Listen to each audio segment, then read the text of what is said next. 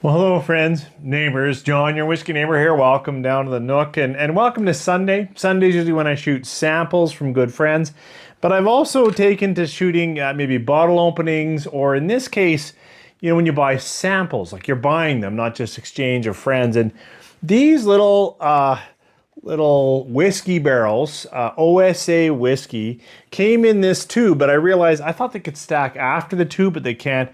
Came here, all three, blended Scotch, a blended malt 10-year-old, and a blended malt 12-year-old with some peat in it.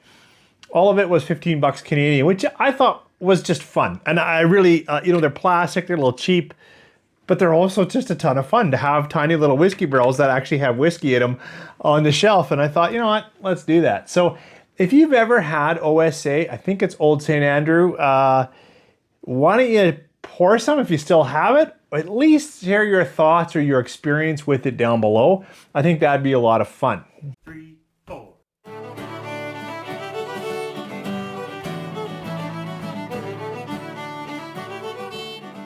Well, welcome back. It's going to be a pretty light and easy Scotch Sunday or sample Sunday because I'm not taking these too seriously. Got them on a pretty good price. And I think they're kind of fun. I tried to put them over there on the bottle shot, so maybe some of that will work. But, these are 3 different scotches from OSA, or Old St. Andrew.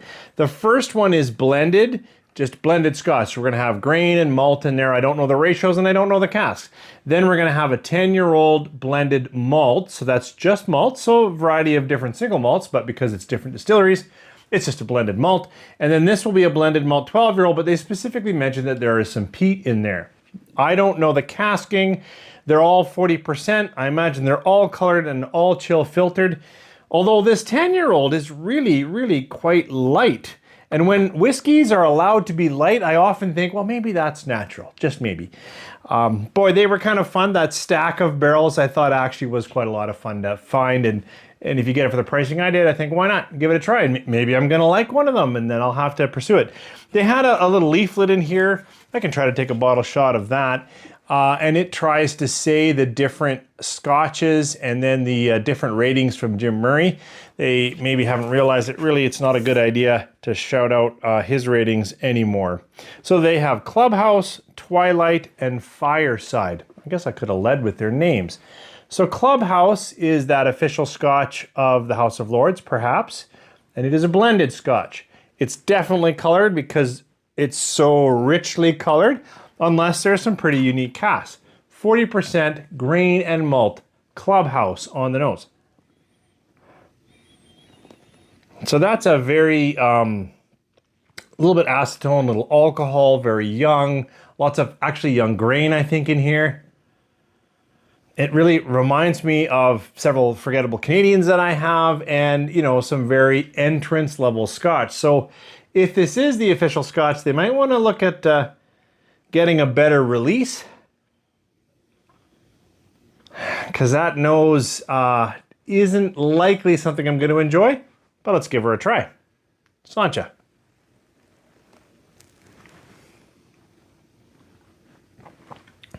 Sure.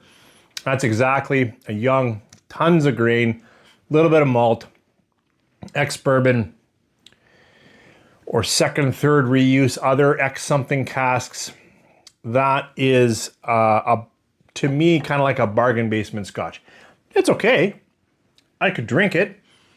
I'm not buying it again. So that was Clubhouse. This next one, this little cask here, I think is Twilight. Twilight.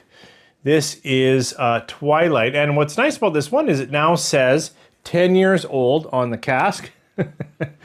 And this is the one that's so light that I'm like, well, maybe it's natural color. This just malt, but now 10 years, still 40% from OSA.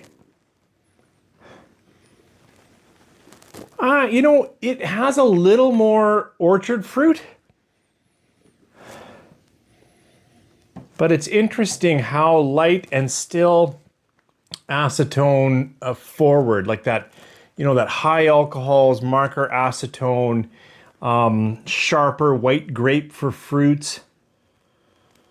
This is the one that I think rated the highest, which is, it's a shocking number on there. Maybe I just need to let it rest a little bit. It does have some maltiness in there, a little bit of graham cracker as well. Let's try this one on the palate. Sancha.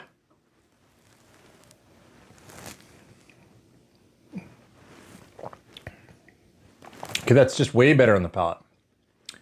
Much, much better. That actually has a bit of huskiness, a bit of oak spice, a few tannins. It's still pretty indiscreet, you know, orchard fruits. There's some spicing.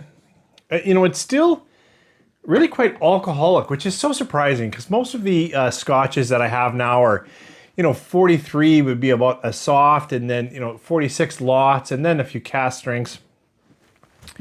The more malt is helping this, but the more I leave it in my palate, it's also one that I'm not going to buy again. Now, again, these are really fun, these plastic casks, but that's also not really that great. Okay, let's put a lot of hope in this last one. This last one is Fireside, I believe, right? We started with Clubhouse, went to Twilight, which was 94.5 points in Jim Murray. On Fireside is 12-year-old, but this one's got some peat. So I'm hoping this one makes purchasing these worthwhile. Let's see on the nose.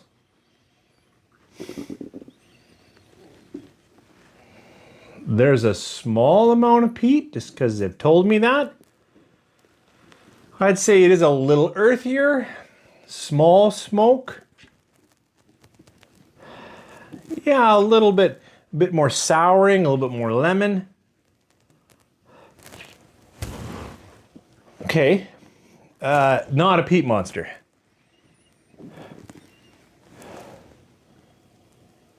Yeah, okay. But this is definitely evolving in terms of like the nose is better, going all the way back to the blend. Oh, well, it's still got that marker acetone, but it's got a couple of neat things, almost a couple of burnt sugars in there. That was neat. This is settled into that almost orange marmalade, so I've got a little bit of sugars, and it went down into more of an orange citrus malt. The peat is light. So light. Maybe it's on the palate. Sancha.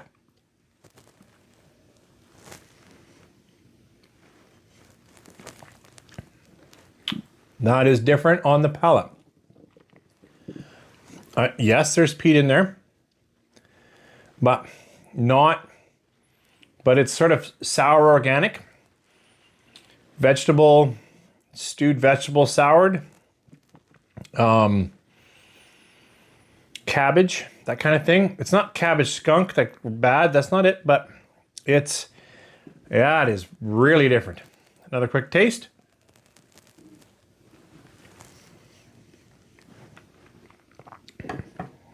So, there is a lesson in here. I don't know OSA. I don't really know their reputation. Their website doesn't really help. Seems like they're, you know, a big industrial blender kind of thing.